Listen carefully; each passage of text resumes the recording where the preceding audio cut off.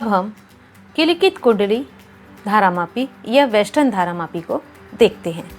ठीक है, मैंने आपको बताया है अभी कि यह जो है यह एक किलिकित कुंडली धारामापी या वेस्टर्न धारामापी है। क्लियर?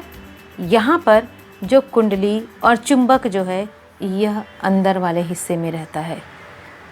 ठीक है, पहले हम इसके अंदर वाले पार्ट को देख लेते हैं। यहाँ पर डायग्राम में देखिए आप, ये इस प्रकार से यहाँ पर देखिए इस कुंडली में, इस धारामापी में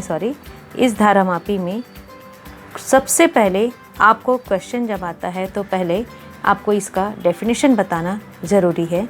तो आप ये बताएंगे कि इस धारामापी में कुंडली को चुंबकीय ध्रुवों के बीच दो चूल, जिसे कील भी कह सकते हैं, इन पर चूलों पर संतुलित होती है।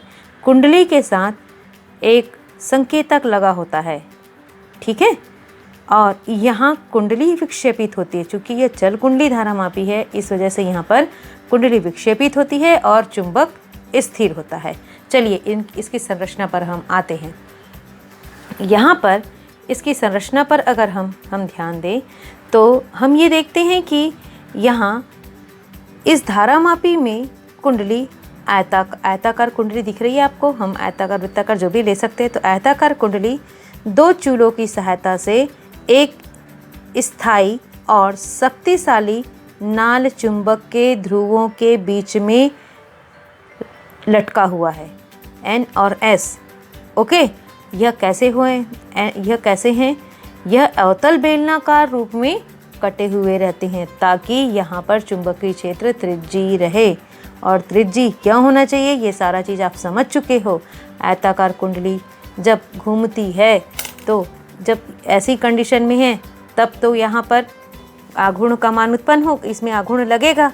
लेकिन जब ऐसी कंडीशन आती थी तो आघूर्ण नहीं लगता था। तो इस वजह से यहाँ पर इसको अवतल बेलनाकार बनाया गया है ताकि इस कंडीशन में भी जब घूमती है तो इस कंडीशन में भी आती है तो यहाँ पर चुंबकीय क्षेत्र रेखा जो है वह इस तल के समानांतर ही रहे और यहाँ पर अधिकतम टाउ की वैल्यू हमको मिले, जिसको हम क्या कहते हैं, बल आघूर्ण कहते हैं ना। चुंबकीय बल आघूर्ण या विक्षेपक बल आघूर्ण कह सकते हैं हम, है ना। तो उसकी वैल्यू, टाउ की वैल्यू मैक्सिमम मिले, यानी NIAB के रूप में मिले। थीटा की वैल्यू 90 डिग्री है। तो इस वजह से यहाँ पर इसको त्रिज्यीय रूप में रखा जाता है। ये सारा चीज़ हम डिटेल में पढ़ चुके हैं पहले से।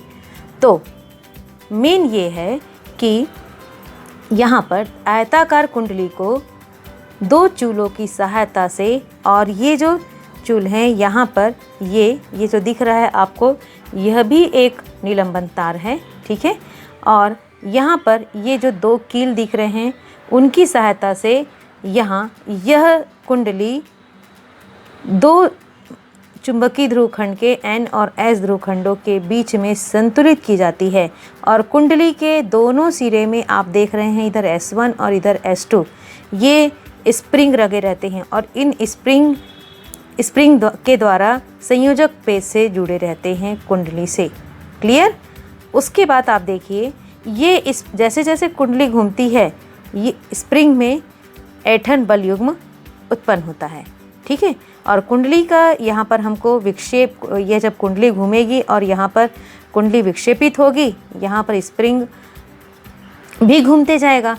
तो यहाँ पर जो विक्षेप, कुंडली में विक्षेप उत्पन्न हो रहा है, उसको हमको पढ़ने के लिए, मापने के लिए यहाँ कुंडली के साथ में देखिए आप, यह जो S दिख रहा है, P यानी मीटर स्केल लगा हुआ है। यहाँ पर पैमाना कह सकते हैं, एक वृत्ताकार पैमाना लगा रहता है और इस वृत्ताकार पैमाने में सेंटर पे 0 रहता है, फिर उधर 10 to 20 इधर जितना भी है वो उनके रिक्वायरमेंट के अकॉर्डिंग रहता है। तो इस प्रकार से यहाँ पर संकेतक लगा हुआ रहता है। इसमें इस तरह से यहाँ पर हम लोग ये समझे कि यहाँ यह स्प्रिंग पर ऐंठन बल आघूर्ण उत्पन्न होता है। क्लियर? और यहाँ कुंडली के अंदर में आप देखें जैसे वहाँ पर भी कुंडली के अंदर में क्रोड था नर्म मुलायम लोहे का, वैसे ही यहाँ पर भी क्रोड है। और जब कुंडली घूमती है तो वह इस क्रोड को बिना स्पर्श किए घूमती है। तो इस प्रकार से यह जब संतुलन की अवस्था में आती है तो उस संतुलन की अवस्था में यहाँ पर हम कुंडली का विक्षेपक बल आघूर्ण इस स्प्रिंग के जो ऐंठन बल आघूर्ण हैं उसके बराबर होता है। तो यहाँ वहाँ से फिर हम जो वैल्यू निकालते हैं वह वही होती है जैसा हम निलंबित कुंडली धारा मापी में निकाले हैं कि I is direct proportional to phi। Clear? तो आप यहाँ पर ये सारी चीज़ें देखें, समझ में आया होगा। और इसके बाद फिर क्या किया जाता है, तो अंदर का सेटअप हो गया। अब उसके बाद में क्या किया जाता है, ये सारे सेट को, इस प्रबंध को एक अचुंबकीय पदार्थ के बॉक्स में रखा जाता है अंदर में, और ताकि यहाँ पर हवा के झोंके, धूल के कण, ये सारी चीज़ें इसमें न जा सके। और हम सामने का हिस्सा इसमें कांच का बना हुआ रहता है, और ताकि हमको कांच के हिस्से से संकेतक का पैमाना दिख सके, जैसा कि ये देखिए, आप देख लीजिए, आप ये संकेतक है, इधर ये कांच का बना हुआ है। सारा चीज़ जो ये देखिए, ये अचुंबकीय पदार्थ है, ये पूरा इस प्रकार से। और इधर अगर हम ओपन करेंगे तो अंदर वाले पोर्शन में ये सारा जो सेट बना हुआ है वो सारा का सारा इसके अंदर में होता है। ठीक है, तो इस तरह से ये होता है। ठीक, चलिए इसके सिद्धांत में हम क्या लिखेंगे वो चीज़ को मैं बता देती हूँ। अगर पर्टिकुलर आपको किलकित कुंडली या वेस्टर्न धारामापी का सिद्धांत लिखने पूछा जाता है क्वेश्चन में, तो किस प्रकार लिखेंगे वो देख लेते हैं। ओके, और यहाँ से भी, इसकी सहायता से भी हम 10⁻⁻6 एम्पियर तक की धारा माप सकते हैं। क्लियर? निलंबित से भी उतना ही मापते थे और किलकित से भी। ओके, हम जब इसका सिद्धांत बताएंगे तो इस प्रकार से बताएंगे। जब किसी धारावाही कुंडली को एक समान चुंबकीय क्षेत्र में इस प्रकार लटकाया जाता है कि उसका तल चुंबकीय क्षेत्र के समांतर हो, तो उस पर कार्य करने वाले विक्षेपक बल आघूर्ण का मान अधिकतम होता है। क्लियर?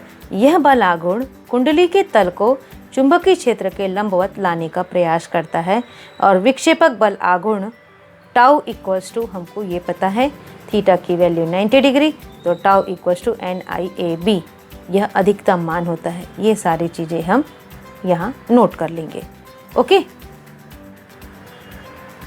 फिर हम ये कहेंगे इस विक्षेपक बल आघूर्ण के कारण कुंडली घूमने लगती है, जिससे निलंबन तार में ऐंठन उत्पन्न होता है। ठीक है, वहाँ पर जो दो कीले जो हैं जिस तार से जुड़ी हुई है, यानी निलंबन तार, यानी वहाँ पर हम स्प्रिंग बता सकते हैं। ठीक है, ओके, तो यहाँ पर क्या आ जाएगा, निलंबन तार वाले इसमें यहाँ पर स्प्रिंग आ जाएगा। ठीक, ऐंठन उत्पन्न होने लगती है और उसमें ऐंठन बल आघूर्ण कार्य करने लगता है। तो इस प्रकार ऐंठन बल आघूर्ण का मान कुंडली के विक्षेप के अनुक्रमानुपाती होता है। ओके, और संतुलन की अवस्था में हम ये कह सकते हैं कि विक्षेपक बल आघूर्ण इक्वल्स टू ऐंठन बल आघूर्ण, किसमें, स्प्रिंग में उत्पन्न ऐंठन बल आघूर्ण यहाँ पर। ओके, तो NIAB equals to K into phi। Clear? ऐंठन, स्प्रिंग में उत्पन्न ऐंठन बल आघूर्ण K इंटू phi, दोनों इक्वल हो गए। यहाँ से I की वैल्यू निकाल लेते हैं, तो I equals to K upon NAB, ये हमको मिल जाएगा। तो अब ये जो पोर्शन है ये सारा, यह नियत राशि है। नियत राशि है मतलब हम या इसको एक नियतांक से दर्शा सकते हैं, जो कि G है, कैपिटल G से दर्शा सकते हैं, और यह धारामापी नियतांक कहलाता है। तो इस प्रकार हम ये कह सकते हैं कि I डायरेक्ट प्रोपोर्शनल phi, और यही फिर निलंबित कुंडली धारामापी का सिद्धांत है। मैंने कहा था स्टार्टिंग में आपको दोनों का सिद्धांत सेम ही हैं। क्लियर? तो इस प्रकार हम ये कह सकते हैं कि वेस्टर्न धारामापी में, वेस्टर्न धारामापी यानी वेस्टर्न चल कुंडली धारामापी में बहने वाली धारा कुंडली में उत्पन्न विक्षेप के अनुक्रमानुपाती होती है। वेस्टर्न धारामापी के पैमाने में समान दूरी पर चिन्ह अंकित होते हैं। ये आप देख सकते हैं, समान दूरी पर चिन्ह अंकित हैं। देखिए ये 0 है, इस साइड में देखिए बीच में 0 है, ये संकेतक दर्शा रहा है 10, 20, 30, इधर 10, 20, 30, इस प्रकार से। ठीक है, तो हम जब प्रैक्टिकल करते हैं तो ये जो 2 सिरे आपको दिख रही है, यहाँ पर से हम फिर इसको बाह्य प्रतिरोध से हम इसको कनेक्ट कर लेते हैं। यहीं से हम बाह्य परिपथ से हम इसको कनेक्ट कर लेंगे। ओके, तो मैं आशा करती हूँ कि आपको ये क्लियर हुआ होगा।